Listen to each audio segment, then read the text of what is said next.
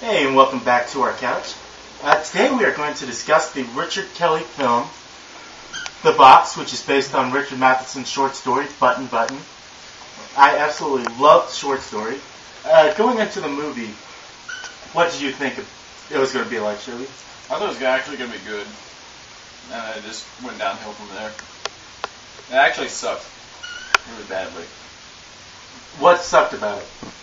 The fact that none of it made sense. It's like they tell you one thing, you think they're going to do something with the information that the characters learn, and then they just completely forget about it, and they go a completely different direction with it. And it kind of sucks. What do you think? Basically, like I said, I love the short story. The short story is awesome. It's creative. It's clever. Everything that the movie wasn't. Basically, the movie starts out similar to Button Button, but as it progresses, it just becomes a twist of crap. I mean, this is by Richard Kelly. I mean, the brilliant mind that brought you Donnie Darko. And I mean, Donnie Darko is one of my favorite films. The Box is most definitely not. I mean, it was pretty much a crap fest. Don't forget, Richard Kelly also did Southland Tales, which is based on the Book of Revelation, and was very similar to Donnie Darko in the fact that it was a twist after a twist after a twist, and was amazing nonetheless. Well, it twisted, but it didn't have any direction with it. It just kind of like I said a minute ago, they came up with an idea, and they just mention it, and it sounds like a really big part of the story, and then they just completely forget about it. I mean, I don't know, it completely ruined the movie for me.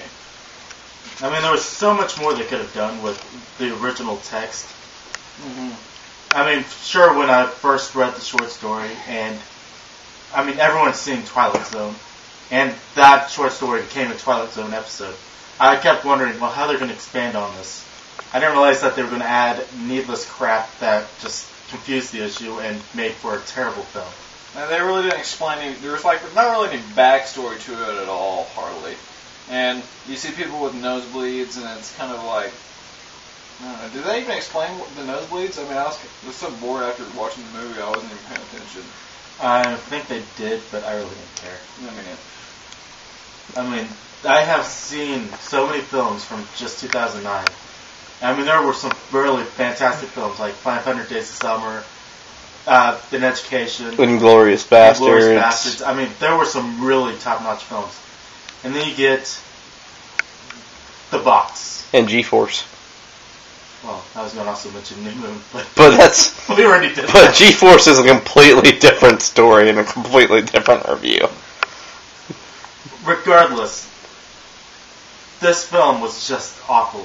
I would not recommend anybody watching it. Actually, to be quite honest with you, watch the first 10 minutes and you're really going to be like, wow, this is going to be cool. And then get first hour, just go downhill. I mean, I was so disappointed. I really wanted to see this movie. I'm just glad I waited to watch it on DVD and not in theaters.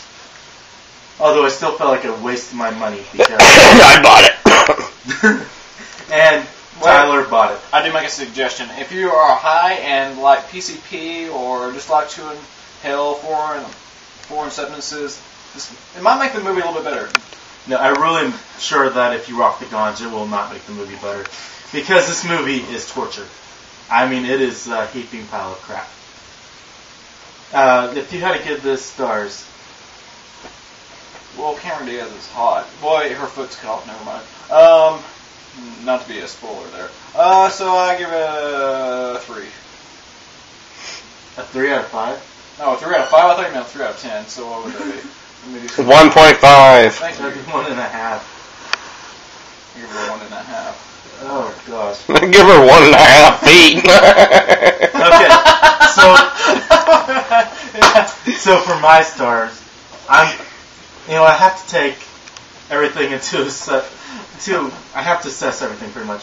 I mean, it's Richard Mattheson who brought you I Am Legend, Hell House, Somewhere in Time. I mean, he brought you some really fantastic stuff.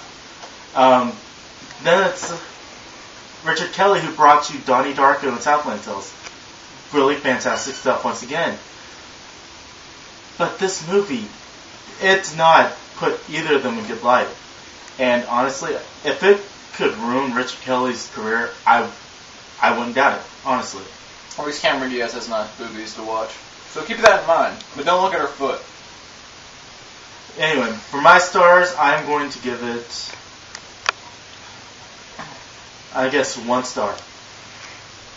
1 star being that I liked the very beginning. I thought it was going to be true to the text, even though in the end it just ended up becoming a jumble of bullcrap. So, that's it for this review, and join us next time when we review Rob Zombie's Halloween 2. And that's it, and we'll see you later.